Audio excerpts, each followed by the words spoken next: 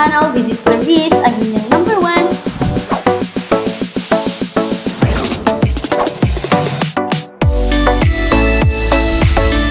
Mga kautang, may bago na namang loan app ang lumabas ngayon dito sa Google Play Store na meron palang 623 reviews and 10k plus downloads. At dito sa about this app nila, no, sa loan details nila, nagsasabing 91 days to 150 days daw. At nagbigay pa sila ng example sa 10,000 daw na mautang natin dito, meron lamang 0.06% daily interest rate and 120 days daw or 4 months to pay. So sa total nito mga kautang, total interest nito is nasa 720 pesos lang. O diba? Ang okay ng kanilang loan details or about this app dito na makita natin sa Google Play Store.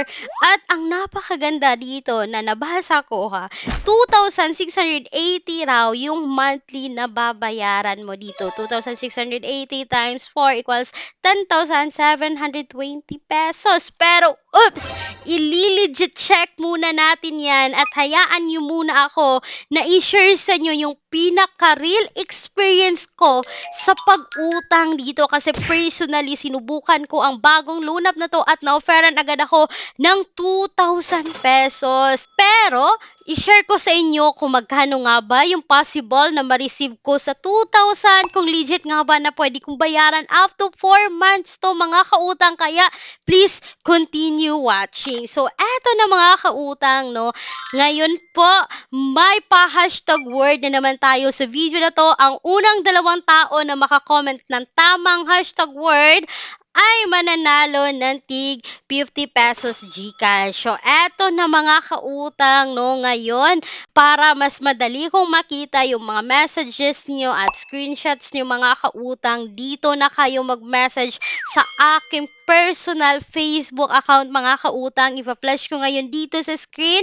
Please message me na po dito sa aking official Facebook page mga kautang. So, eto na, let's talk about Peso Bridge. Yes, si Peso Bridge mga kautang is under ng RR10 Lending Service Inc. Si RR10 Lending Service ay nasa SEC checker or nasa Securities and Exchange Commission. But, take note, hindi po siya listed doon sa mga recorded online lending platforms and hindi po siya CIC accredited. Ibig sabihin, hindi submitting, hindi accessing entities sa CIC. Eto na nga, as usual naman po, kapag tayo ay nag-install at nag-download dito is kailangan talaga nilang i-access yung phones natin. And by the way po, bago po ako umutang dito sa loan application na to, is nagtingin-tingin po muna ako dito sa reviews. Ang dami kong nakita mga kautang, iba't ibang klaseng reviews ng binigay ng mga nakasubok. So, eto na, usual pa rin mga kautang,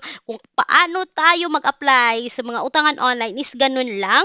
So, yung mga valid IDs na tinatanggap is PRC, SSS, passport, postal, UMI, driver's license, TIN, voter's ID, Pag-ibig, PhilHealth, and national ID. Yung ginamit ko dito is aking passport and mag-face verification sila. And by the way, itong loan application na to is to contact person only yung hinihingi. O, diba? Okay? Compared sa other loan app na tigli-5. But, take note mga kautang, kahit dalawa yan, tagli-5 yan, as long as manghihingi sila ng permission, may access sila dyan sa phones ninyo. And eto na nga, no, dito sa loan details, sa 2,000 na offer sa akin mga kautang, may pa-repayment schedule pa silang nalalaman. So, first installment dito is babayaran mo ng 2,000 mga kautang sa loob ng 7 days. Mga kautang, nag-apply po ako dito is April 21 ng alas 8 ng gabi at babayaran April 28 mga kautang, 7 days only ang loan application na to. At please, huwag nyo kalimutan na i-click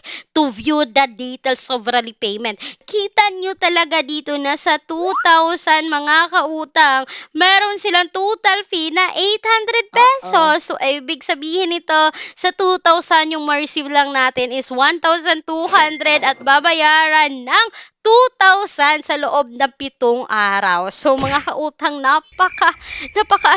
napakalayo ng binigay nilang details doon sa description ng app nila sa Google Play Store. Kaya siguro ang daming mapapa-click, ang daming mapapautang, mapapa-apply, mapapa-install, mapapa-fill up. Because doon sa nakita at nabasa nila. And make sure mga kautang, mag-click po talaga ng details, review lahat ng details para hindi kayo magsisi sa huli na ganito lang talaga yung ma-receive natin. Take note, sa 2,000 mga kautang, 7 days ma-receive is 1,200. Kaya hindi po recommended itong si Piso Bridge. Kaya mga kautang, hashtag natin ngayon is hindi recommended this 2026. Sana'y nakatulong itong quick honest review natin for today's video at alam ko naghanap kayo ng legit at maaasahan, no? You can visit my pinned comment mga kautang and please take note. Research din muna bago umutang. And speaking sa bank personal loan na palagi kong binabanggit dito sa video na to, still nagpapautang ng minimum of 20,000, maximum of 2 million pesos. And please take note, all applications submitted is subject for bank approval. So mga kautang, sana nakatulong to. Once again, this is Clarice, ang inyong number 1 pala utang dahil utang is life. Bye bye bye mga kautang.